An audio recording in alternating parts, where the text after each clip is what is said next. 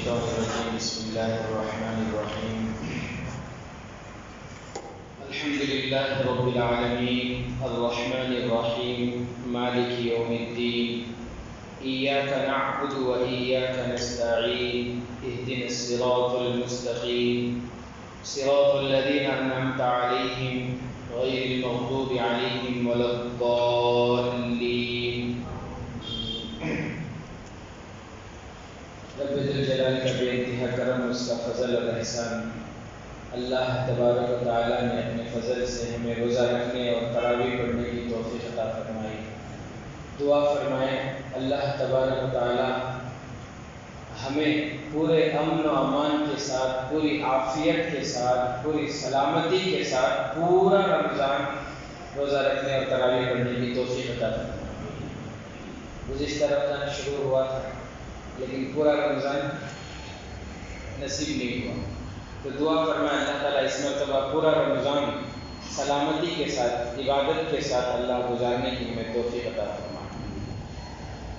میرے محترم بزرگ عزیز دوستوں، قرآن مجید اللہ کا کلام ہے۔ قرآن مجید اللہ کا کلام ہے۔ کلام کس کو کہتے ہیں؟ میں آپ سے بات چیت کر رہا ہوں، آپ آپس میں ایک دوسرے سے بات کر رہے ہیں۔ بات چیت کو، گفتگو کو عربی میں کلام کہتے ہیں۔ بات چیت کو، گفتگو کو عربی میں کلام کہتے ہیں۔ تو قرآن مجید اللہ کا کلام ہے، یعنی اللہ تعالیٰ بندوں سے بات چیت کر رہے ہیں۔ اللہ تعالیٰ نے بندوں سے بات چیت کی ہے، اللہ تعالیٰ نے بندوں سے کلام کیا ہے۔ یہ قرآن مجید اللہ کا کلام۔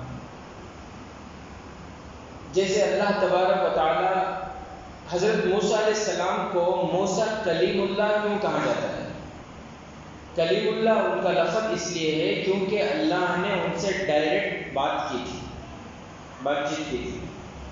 اللہ نے ان کو کوہ طور پر بلایا، کوہ طور پر جب وہ گئے اللہ تعالیٰ نے ان سے ڈائریکٹ بات کی۔ اللہ نے ان سے کہا فَاخْلَعْ نَعْلَيْكَ إِنَّكَ بِالْوَادِ الْمُقَدَّسِ طُوًى، اے موسیٰ اپنے چپل اتاریے۔ یہ ایسی پاک جگہ ہے کہ آپ چپل کے ساتھ یہاں نہیں آ سکتے۔ آگے اللہ تبارک و تعالیٰ ان سے بات کر رہے ہیں اِنَّنِي أَنَا اللَّهُ لَا إِلَٰهَ إِلَّا أَنَا فَاعْبُدْنِي۔ موسیٰ میں ہی اللہ ہوں، میرے علاوہ کوئی عبادت کے لائق نہیں، سو میری عبادت کرو۔ وَأَقِمِ الصَّلَاةَ لِذِكْرِي، اللہ ڈائریکٹ بات کر رہے ہیں، میری یاد کے لیے نماز قائم کرو۔ تو کلام کا معنی یہ ہے کہ بات چیت۔ اللہ تعالیٰ بندوں سے بات چیت کر رہے ہیں، اللہ تعالیٰ بندوں سے گفتگو کر رہے ہیں۔ ہم کلام، حقیقت میں بندہ جب اللہ کا کلام پڑھتا ہے تو وہ اللہ سے بات چیت کر رہا ہوتا ہے۔ بخاری شریف کی حدیث ہے، جناب آقا محمد الرسول اللہ صلی اللہ علیہ وسلم نے فرمایا کہ جب بندہ الحمدللہ رب العالمین پڑھتا ہے تو اللہ تعالیٰ فرماتے ہیں حمدنی عبدی، میرے بندے نے میری تعریف کی۔ اور جب الرحمن الرحیم پڑھتا ہے اللہ تبارک و تعالیٰ اس کے جواب میں فرماتے ہیں۔ کلام کسے کہتے ہیں؟ یعنی آپس میں دونوں بات چیت کرنا، اسے کہتے ہیں کلام۔ کلام مجید بندہ پڑھتا ہے، اللہ جواب دیتے ہیں۔ الرحمن الرحیم جب بندے کے زبان سے نکلتا ہے، بندہ کہتا ہے تو اللہ تبارک و تعالیٰ فرماتے ہیں اثنا یا عبدی، میرے بندے نے میری ثنا کی۔ پھر جب بندہ کہتا ہے مالک یوم الدین تو اللہ تبارک و تعالیٰ فرماتے ہیں مجدنی عبدی، میرے بندے نے میری بزرگی بیان کی۔ تو مطلب یہ ہے کہ بندہ جب کلام پاک پڑھتا ہے تو اللہ تبارک و تعالیٰ سے بات کر رہا ہوتا ہے۔ کلام اللہ کی ذات سے نکلا ہوا ہے۔ کلام کے اندر متکلم چھپا ہوا ہوتا ہے، بات چیت کے اندر بات چیت کرنے والا چھپا ہوا ہوتا ہے۔ بات چیت کے اندر، گفتگو کے اندر گفتگو کرنے والا چھپا ہوا ہوتا ہے، تو کلام اللہ کی ذات سے نکلا ہوا ہے، یعنی کلام کے اندر اللہ چھپا ہوا ہے۔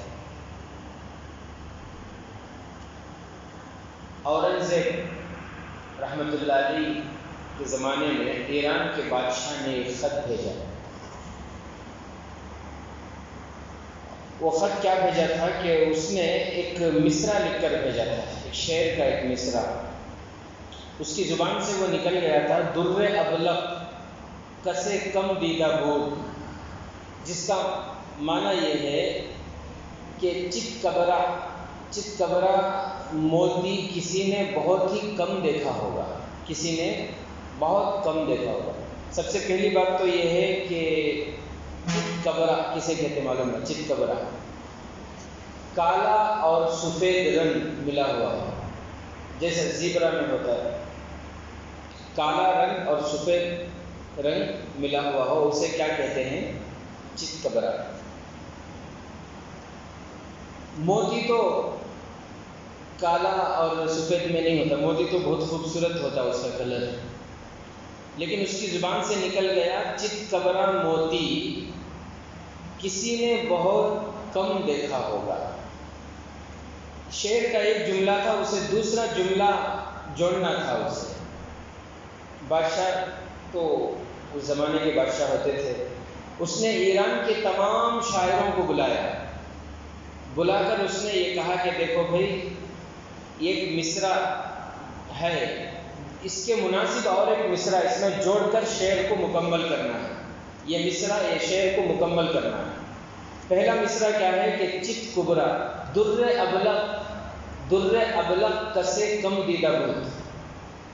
تمام شعراء مل کر دوسرا مصرع اس کے مناسب بنا نہیں سکے، عاجز آئے تمام بڑے بڑے شعراء۔ تو ایران کے بادشاہ نے اورنگزیب رحمۃ اللہ علیہ کو وہ شعر لکھ کر بھیجا کہ شعر کا ایک مصرع ہے اور ایک مصرع اس میں جوڑ کر شعر کو مکمل کر کے بھیجو۔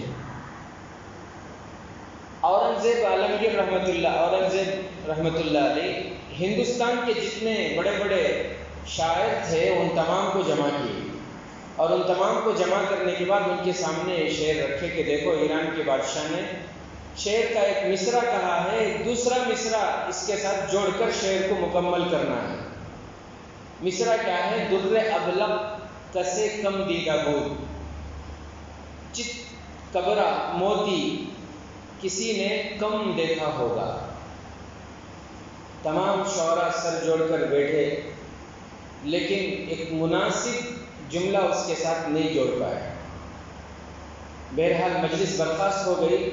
اورنگزیب عالمگیر رحمۃ اللہ علیہ گھر کو آئے تو بڑے اداس تھے، فکر مند تھے، کیونکہ اوپر سے حکم آیا، ایران کے بادشاہ کی طرف سے حکم آیا، کیا جواب دوں؟ سارے شعراء عاجز آ گئے ہیں۔ اسی حیرانی میں، پریشانی میں، اسی سوچ میں وہ گھر میں تھے۔ ان کی بیٹی تھی زیب النساء۔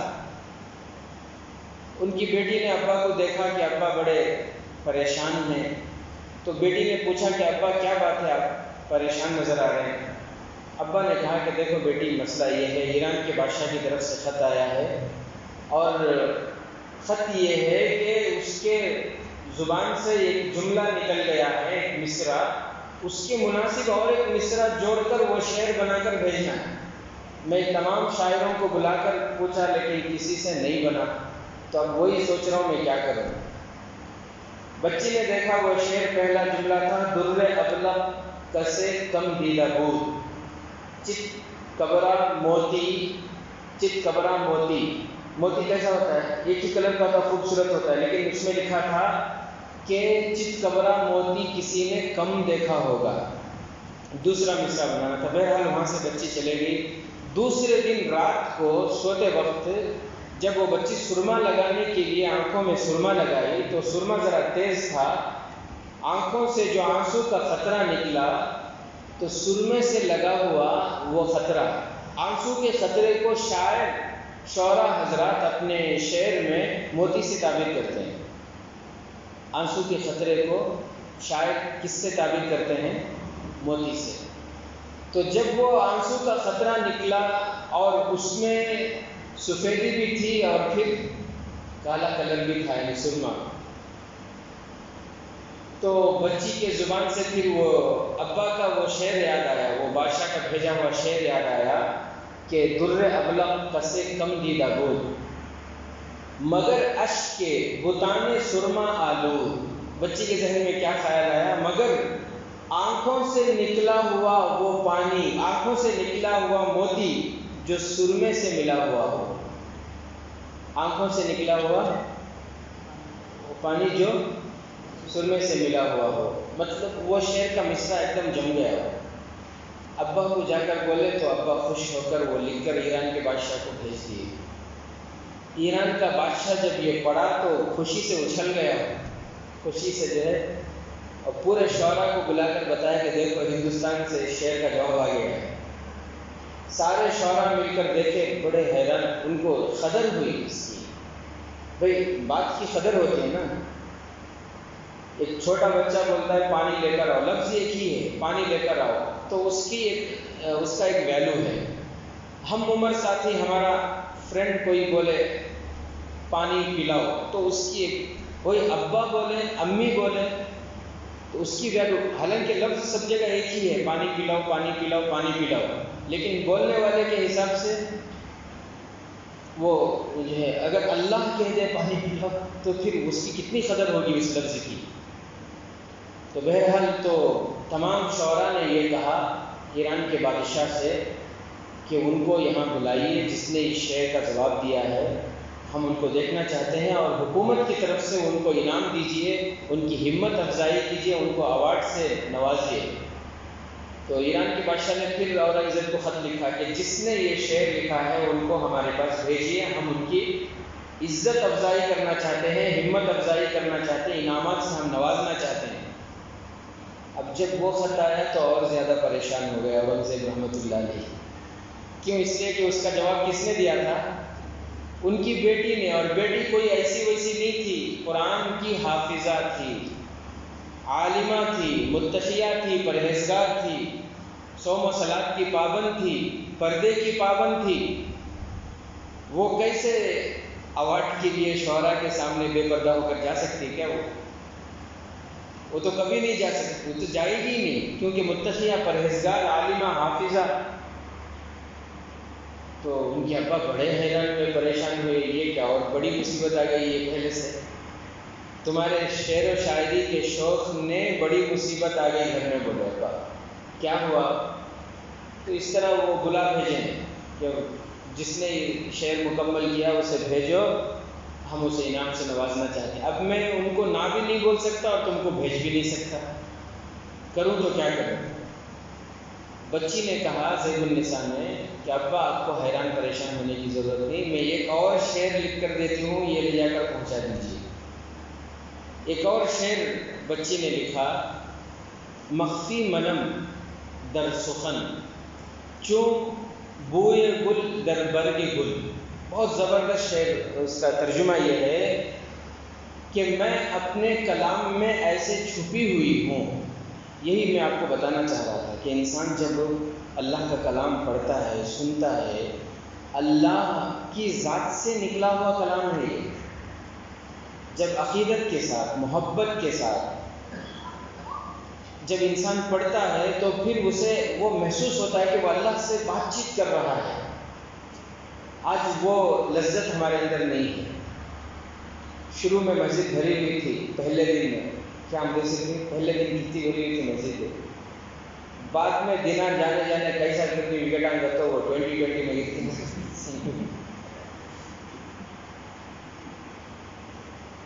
ایسا گر رہی ہے۔ اللہ حفاظت فرمائے، اللہ شوق نصیب فرمائے۔ تو جب بندہ اللہ سے، جب بندہ کلام پڑھتا ہے تو اللہ سے بات چیت کر رہا ہے، اللہ کی ذات سے نکلا ہوا یہ کلام ہے۔ تو اس بچی نے یہ جواب لکھا کہ میں اپنے کلام میں چھپی ہوئی ہوں جیسے گلاب میں خوشبو چھپی ہوئی ہے۔ میں اپنے کلام میں ایسے چھپی ہوئی ہوں جیسے گلاب میں خوشبو چھپی ہوئی ہے۔ تم گلاب کو تو دیکھ سکتے لیکن خوشبو کو نہیں دیکھ سکتے، میرے کلام کو دیکھ سکتے ہو لیکن مجھے نہیں دیکھ سکتے۔ یہ جواب، یہ شعر لکھ کر جب ایران کے بادشاہ کو بھیجی، ایران کے بادشاہ نے وہ پڑھا، وہ بھی مسلمان تھا نا، وہ سمجھ گیا، اور پھر اس نے اعلان کیا کہ اورنگزیب رحمۃ اللہ علیہ کی یہ بیٹی ہیں جنہوں نے یہ جواب لکھا ہے، واقعی ہم یہ شعر پڑھ سکتے ہیں لیکن ان کو دیکھ نہیں سکتے۔ تو میرے محترم بزرگ دوستوں، اللہ کا کلام ایسا پاک کلام یہ اللہ کی ذات سے نکلا ہوا کلام ہے، اس کو پڑھنا چاہیے، اس کے واسطے وقت نکالنا چاہیے، اسے سننا چاہیے۔ اللہ کے کلام کو پڑھیں گے، بندہ جتنا اللہ کے کلام کو پڑھے گا اللہ سے قریب ہوگا۔ امام احمد بن حنبل رحمۃ اللہ علیہ قرآن کی خاطر بڑی قربانیاں انہوں نے دی ہیں، بڑی قربانیاں، اور قرآن کے لیے ان کو ایسا مارا جاتا تھا، کتابوں میں لکھا ہے کہ وہ کوڑے اگر ہاتھی پر مارے جائے تو ہاتھی لرز جائے، ایسی تکلیفیں ان کو صرف قرآن کی وجہ سے جو ہے دی گئی، ان کی اسی قربانی۔ تو پھر اس قربانی کے بعد اللہ ان کے خواب میں آئے، اللہ تعالیٰ ان کے خواب میں آئے، حضرت امام۔ تو جب اللہ تعالیٰ ان کے خواب میں آئے، انہوں نے خواب میں اللہ تعالیٰ سے پوچھا کہ اللہ، آپ سے سب سے زیادہ قریب ہونے کا سب سے آسان راستہ کیا ہے کہ انسان وہ عمل کرے اور آپ کا قرب حاصل کر لے؟ اللہ تبارک و تعالیٰ نے خواب میں ان سے فرمایا کہ میرا کلام ہے، یعنی بندہ اللہ کے کلام کو پڑھے، اللہ کے کلام کو سنے، اللہ کے کلام میں غور و فکر کرے تو وہ اللہ کے سب سے زیادہ قریب ہو جاتا ہے۔